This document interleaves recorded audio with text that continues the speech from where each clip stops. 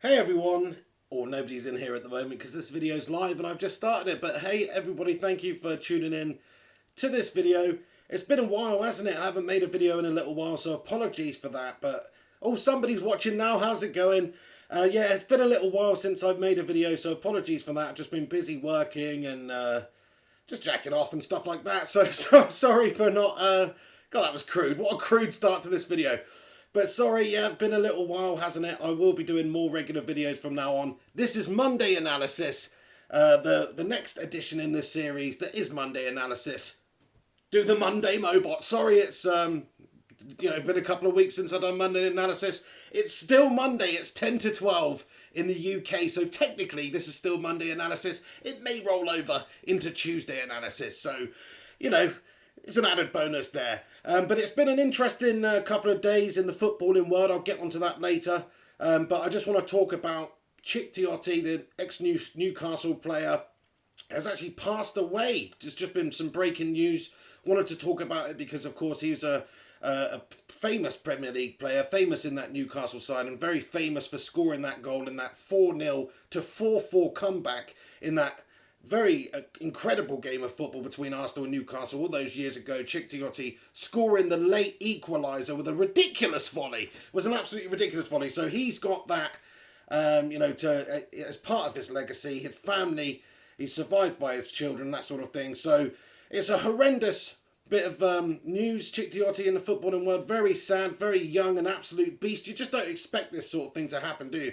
I don't really know what's happened with Tiote, I'll be totally honest. All I know is some sort of an accident. I'm assuming maybe a heart complication or something like that, but I'm not 100% sure. All you legends tuning in right now, thank you for joining me. It's been a while, hasn't it? You're all looking like legends here. Ben Whiteley is in the house, Newcastle fan here. He says absolutely gutted about Tiote. He was my favourite player. Well, he was a very powerful player, destructive player, and a very passionate player. Always played with his heart on his sleeve and gave 110%. So I can understand why you would see that as him being your favourite player of all time or in a long time. And it's just horrible news, isn't it? Tiote, what a great Premier League player.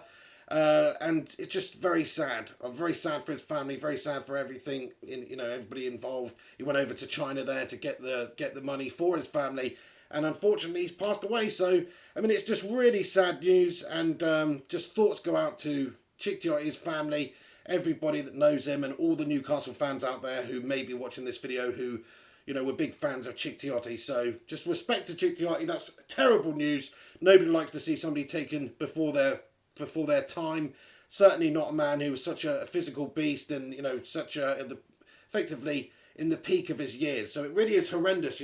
Just live each day as if it's your last, I would say. I'm a biggest hypocrite when it comes to that because most of the time I'm not doing shit. But really you should live each day as if it's your last, because you just don't know what's round the corner, do you? You just don't know. He's who would have thought that Tiote would pass away like that? It's unbelievable. So thoughts go out to that man. And you guys just live each day as if it's your last. If you're joining me right now, thank you very much for tuning in. Chuck a like on this video if you are watching. Do me a favour and give it a share on social media. Why not, eh? What happened at the weekend? That was it. That's what I was going to talk about. I'll sort of segue back into current events in football. But of course, the Champions League final was at the weekend. Real Madrid versus Juventus in Cardiff. And Real Madrid have absolutely battered them. In the second half at least. First half, Juventus put up a really good fight against them. They cut them open a couple of times, had a couple of really good chances. Navas had to make a couple of good saves in the Real Madrid goal there. And it could have gone either way up until half-time. And certainly at half-time, Juventus looked like they were absolutely in it. But then they did a David Moyes special in the second half and they absolutely bottle-jobbed it. It was shocking. I don't know what they were doing. Of course, they're coming up against a really great side, but they just seemed to crumble, fall apart. They had an absolute double day there, didn't they, Juventus, in that second half, and Real Madrid were there to punish them. The story of the night, though, I have to say, Cristiano Ronaldo, what a man, what a player, unbelievable. For me, he is the best player in the world. He's always been the best player in the world since his Manchester United days for me. Yes, I may be a little bit biased, but I don't think you can actually argue that point right now. Messi, okay, he's absolutely fantastic. He's on a different level. Them two are in a completely different bracket of their own, absolutely, yeah. But Cristiano Ronaldo, he's had to deal with a certain amount of adversity. I think Lionel Messi has had a lot of the limelight, a lot of the, FIFA, they just absolutely bum him, probably the tax evasion thing, maybe they can relate, all that sort of thing. And, he seems to get held up in a slightly higher esteem by professionals and that sort of thing. Just ever so slightly than Cristiano. And I don't really know why. I think Cristiano's actually a better player, better athlete, better all-round, more versatile. And I think he's benefiting from being put up front really in that sort of striker role now as his years start to increase. And Zinedine Zidane deserves a lot of credit for that. What an unbelievable sort of managerial record he's got already. Already 2 Champions Leagues in the bag. Nice one. Matched Fergie in that sense. What the hell? So I think that's just an unbelievable achievement for Real Madrid to get the Champions League back to back. That's the first team to actually retain the Champions League crown in 27 years, something like that. Since 1990, I believe it was. So that's an unbelievable feat. Certainly in its modern inception, they're the first team to do that. So you have to say that's brilliant. That shows you over a couple of years, they're right at the top of football. Real Madrid, you have to say, look at their side that they've got. It's unbelievable. Yes, a few years ago, it was the Barcelona wave. Well, right now, it's the Real Madrid wave. They have won the La Liga over in Spain, and now they've won the Champions League for the second time in a row, with Ronaldo scoring 2 goals in the final. This guy, if this guy doesn't get the Ballon d'Or this year, then something's absolutely wrong in football, because he deserves it. Again, in my opinion, he just keeps on doing it, keeps on scoring, keeps on turning up in these big games. You can actually argue the last couple of Champions League performances or final performances he's had weren't that great. But generally, I mean, his record speaks for itself. I think he's like 10, maybe 15 goals ahead of Messi now in all-time Champions League goals. He's on a different level. And I think he is the better player out of the two of them. Just, my humble opinion. Let me know what you guys think about it. It's a popular talking point. It really is. But if you're going on achievements now, you could have always said, well, Messi's won more.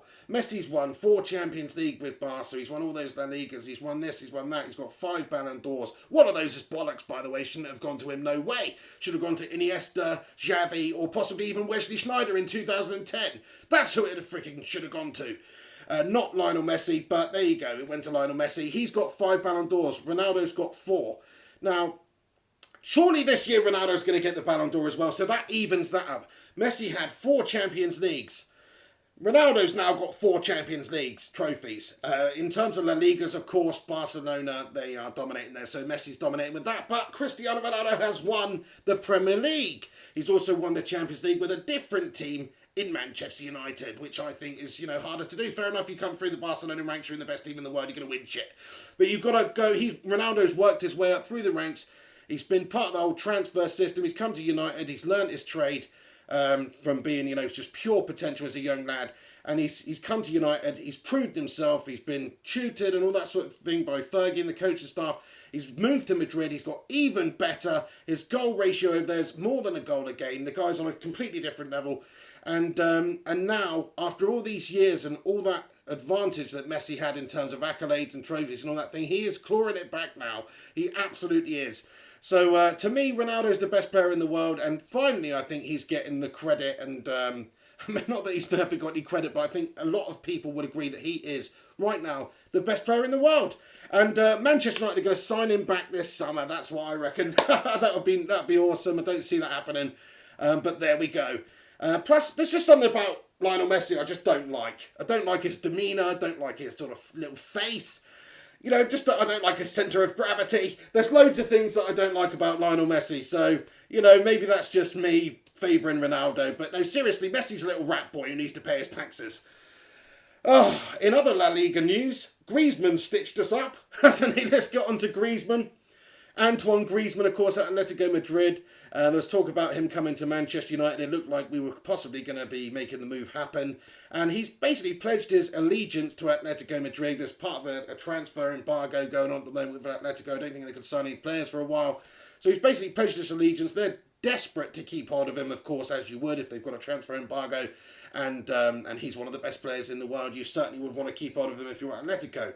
And it looks like he is going to sort of honour them and stay with them, certainly for next season. So I think Antoine Griezmann is off the table for Manchester United. Roger Dodger in the house. How's it going, my friend? Real Madrid fan over there in the States. A rare breed.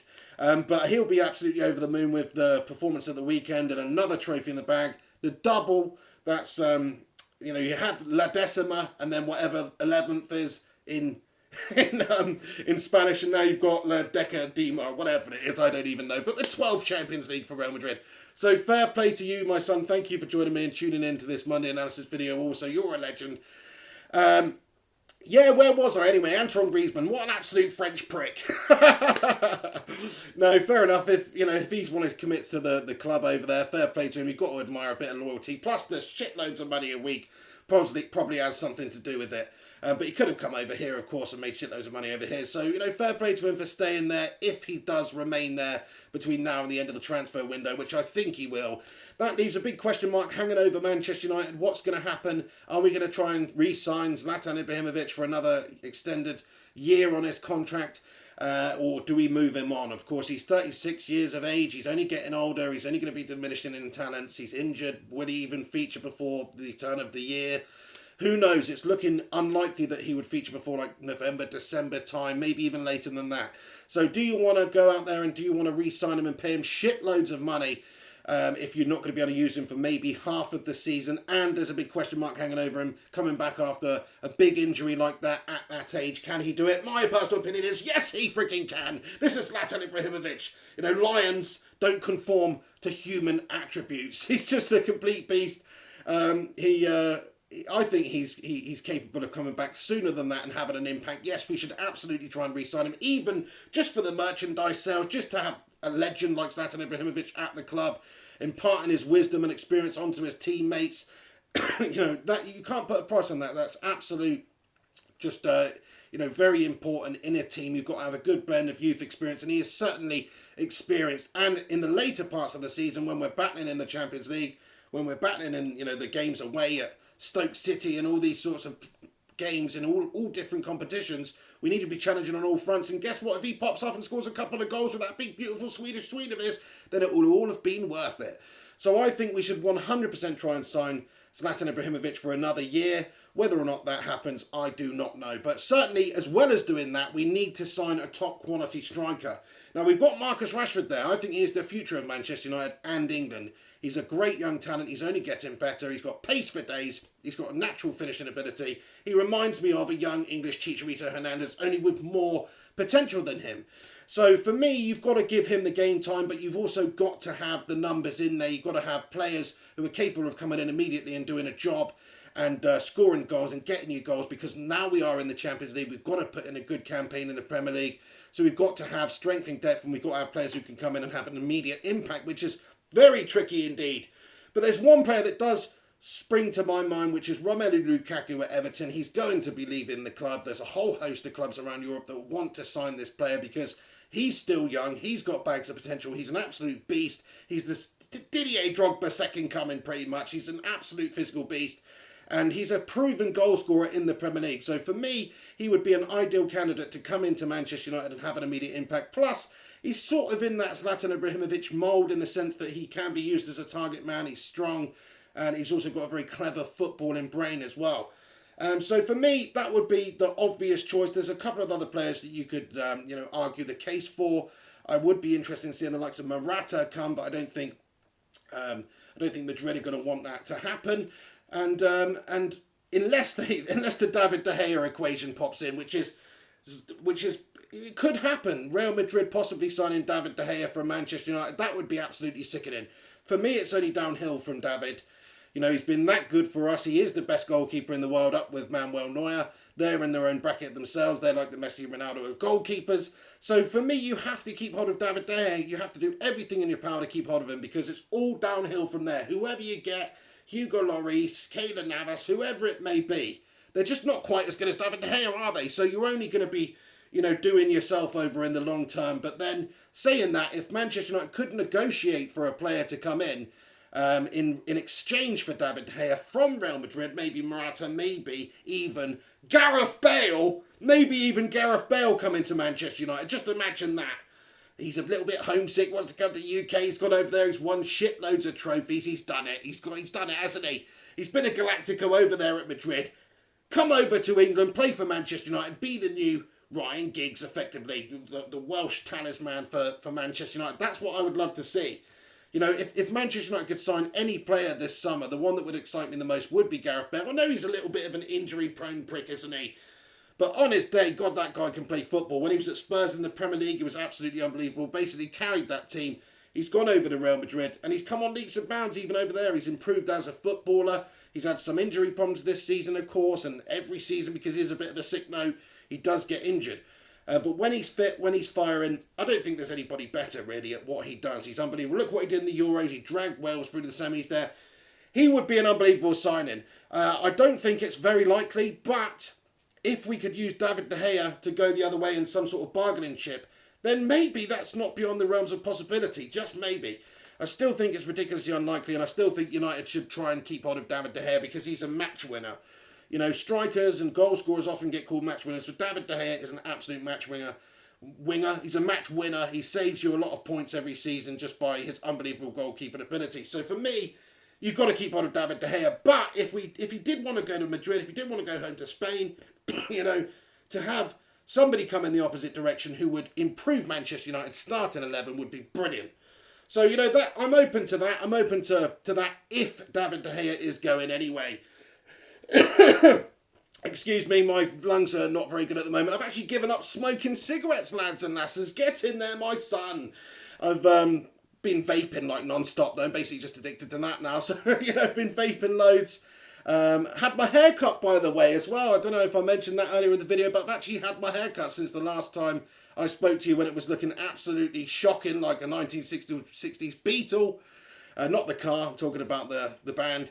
But I've had it cut and it still looks shit. Do you know what I mean? Oh, Ben Whiteley says, looking very sleek. Thank you very much, pal. And Ahmed Hassan says, fantastic. Well done. Keep it up. That's in reference to the smoking. Nice one. Yeah, just cut down to smoking weed every evening and weekend now. Just playing around. But anyway, no, just vaping.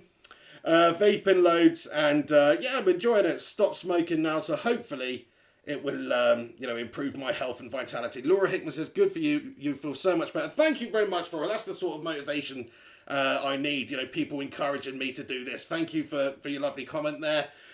Right, what was I going to talk about then, actually? Oh, another thing that happened at the weekend. Michael Carrick's testimonial, which was a great spectacle, of course, at Old Trafford.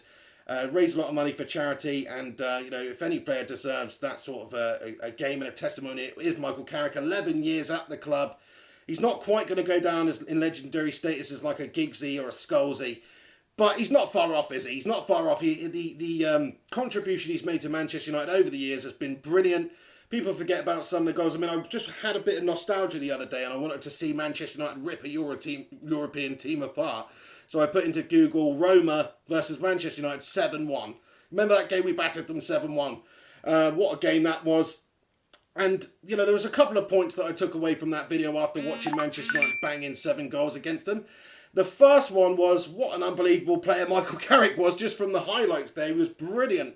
The passes he made, he scored 2 incredible goals from range. Just brilliant performance from Michael Carrick that game. And also, how much do we miss Ryan Giggs? Ryan Giggs, that game, he assisted like 3 or 4 goals. The guy was a complete beast in that game, as he was for his whole Manchester United career, pretty much. So that's a player that we haven't really replaced since he's left. And we could do that if we got Gareth Bale. Oh, yeah, but fair play to Michael Carrick. Just want to say what an absolute legend for Manchester United. Can't deny his contribution. He's won the Champions League here. He's won countless Premier League trophies. He deserves to go down in history as one of United's best midfielders. You know, like I say, he's not up there with the Keanes. He's not up there with the Scholesies, but perhaps a Nicky Butt. And he's got some legendary status at United as well. So, you know, for me, Carrick's been a great servant to Manchester United over the years, and he deserved that. And I just hope whatever continues with him, you know, all the best to him. And of course, he signed an extension on his deal as well. So, you know, he'll be around next season. And great to see that because he's still a great player. He's still consistent in our team this last season. You know, most of the games he played, we didn't lose, at least. You know, we drew a lot of games last season, but he's very solid, very consistent, very intelligent footballer, sprays it out for fun. And, you know, that sounded a bit homoerotic, didn't it? You know what I mean, though? Sprays the ball around, finds his teammates with those lovely passes of his. He's Paul Scholes-esque in that sense. And I personally love him. So that was great to see. Also great to see Sir Alex Ferguson back in the old dugout.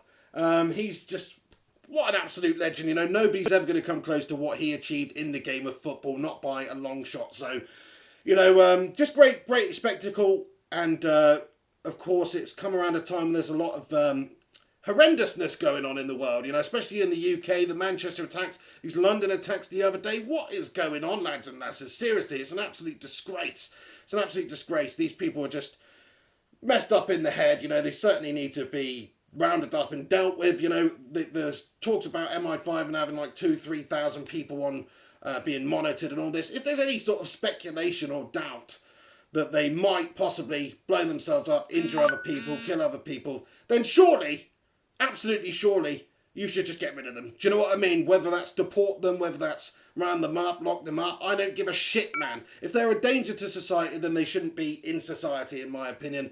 And this is, of course, just a small percentage of extremist sort of Islamists, not, you know, Muslims, it's not really about religion. It's just these people are nutters. They're killing indiscriminately, basically. It's an absolute disgrace. It's an attack on the UK. You can argue maybe the UK shouldn't have waged all these wars we had over the years. You know, Tony Blair get us into Iraq and Afghanistan and all this shite. Well, now it's coming back to haunt us. But I just hope that we keep a lid on it. And, you know, not very many situations like this occur in you know, certainly, well, ever. But in the near future, because it is getting pretty scary out there on the streets, lads and lasses. But keep your head up, keep things going as normal, and things will hopefully return to normality, if there is such a thing. Yeah, I mean, it's been pretty shit without football. You know, we had the Champions League final course and Carrick's testimonial, but without Manchester United playing, it's pretty shit. Not enjoying it too much. But there you go. Interested to see what sort of transfer movement we make this summer. Are we going to bring in some top quality players? I think that we are going to. Are we going to keep Zlatan? You know, are we going to bring in Lukaku? There's so many things that can happen. Raphael Varane was being rumoured to perhaps being a target for Jose. That's a player I'd love to see come in. We need to shore up the back line 100%. I think he's one of the best young centre-backs in the world. So for me, Raphael Varane is an absolute no-brainer of a signing if you can make it happen. But again, they're not going to want to sell. So there we have it. I think I'm going to leave it now because I've got a low battery on my phone, which I'm doing this on. Also, put up a curtain rail. Getting rid of these shitbag deck curtains, lads and lasses. It's not 1973 anymore. Anyway, thank you very much for tuning in. Actually, I'm just going to answer a couple of very quick comments, but my battery is very, very low, so I can't speak too long. What's this? Man United 0061 says, shout outs to Vancouver, Canada, best team in the world here. Are you in Vancouver? You saying they're the best team in the world? I very much doubt that. Is that the Vancouver White Caps? Is that what they're called? Absolutely gastastic. Isn't like Bradley Wright Phillips a star over there? I don't know. But no, fair play. Shout out to Vancouver. And thank you for tuning in over there. Didn't mean to just totally rip on your city there. It's a beautiful city from what I hear. But yeah, if you're talking about the football, not so much. Etradem says 1973 curtains and a 1973 haircut. You cheeky bastard. But I like it.